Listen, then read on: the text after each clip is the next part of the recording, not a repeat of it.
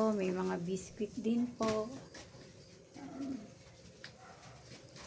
Kape po, pag gusto nyo pong mag-order guys. At ito na po. Open na po ang aming Rick Joy's Kitchen.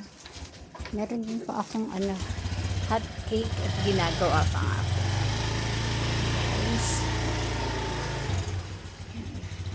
Alis na po yung aking customer. Ito po kami sa Castillon lang po. Makikita niyo na po kami. Yan guys. Happy Tuesday po at salamat sa Diyos. Suminto na ang ulan. Makakapaghanap buhay na tayo ng maayos. Makakapamalig na ako ng maayos. Salamat po sa Diyos. Supportahan niyo po ang aking panindang almusal. Dito lang po yan sa Castillon Homes. Salamat po guys and welcome to my Ate Joy's Daily Vlog.